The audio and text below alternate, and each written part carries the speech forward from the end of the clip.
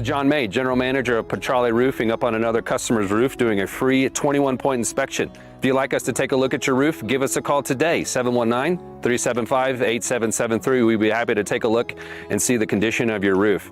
Petrale Roofing, we're a Diamond certified TAMCO installer, which means we can offer a industry-leading 25-year workmanship warranty to give you peace of mind in the storm. Call Petrale Roofing, 719-375-8773. Schedule your free inspection today.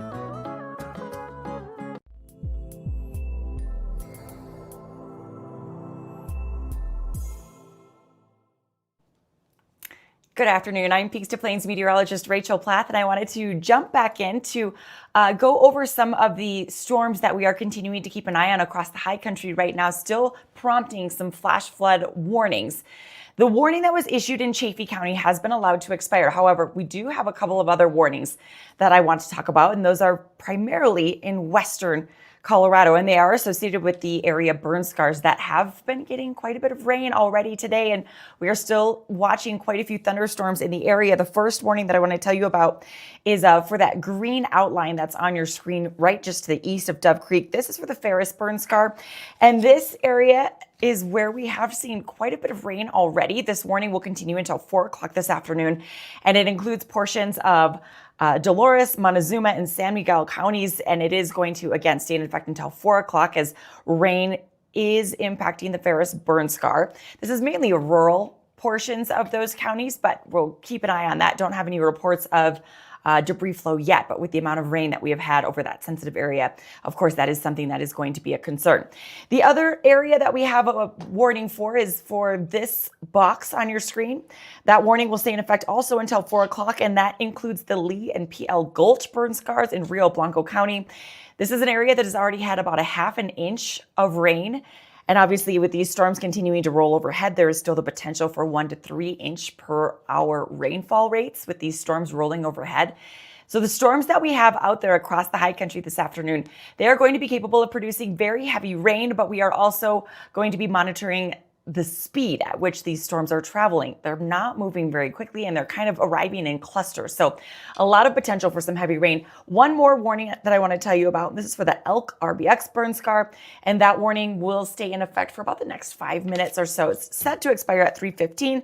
If that gets extended, of course, we will let you know. But several flash flood warnings associated with rain over burn scars. And speaking of burn scars, obviously we have been very closely watching what has been going on around the Aspen Acres fire.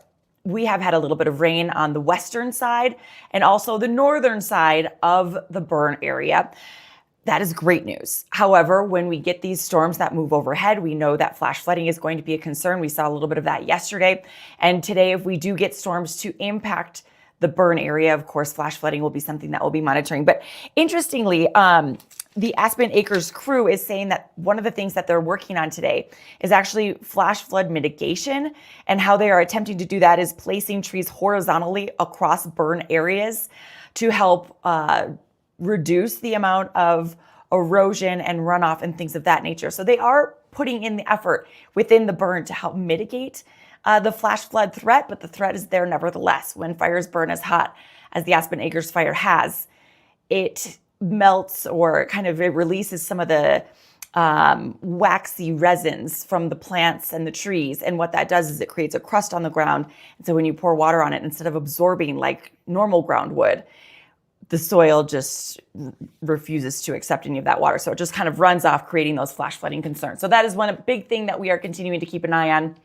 As far as the severity of the storms that we do have out there are going to be capable of producing very heavy rain. And that is, again, why flash flooding is our primary concern. But you'll notice just off toward our north over I-25, we have been watching a couple of strong storms that were capable of producing pea-sized hail. In fact, this storm that is just to the north of the El Paso County line, starting to move into Larkspur, looking like it's probably going to be capable of producing some small hail as well as some gusty winds. No severe thunderstorm warnings to tell you about. Of course, if that changes, I will let you know. But as of right now, that's kind of what we're keeping an eye on.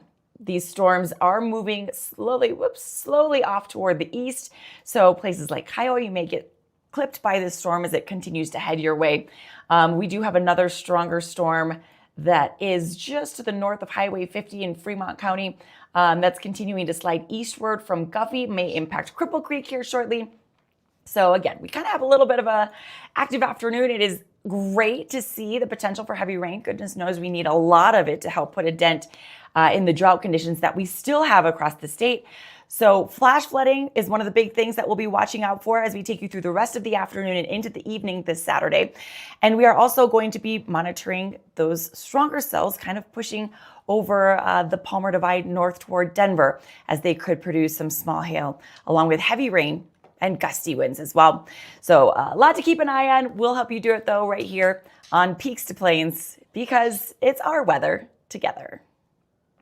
I'm Catherine. And I'm Dewey, here with another Waterwise tip. During summer, do you know why we water up to 3 days a week? To make the best use of me. Exactly. It builds deeper, stronger roots and makes your lawn more resilient. Also, use the cycle and soak method. Try shorter cycles with breaks in between to reduce runoff. And in spring or fall, you can water 1 or 2 days per week. Be Waterwise and your lawn will thrive. Now that's Waterwise. Learn more at csu.org/Waterwise.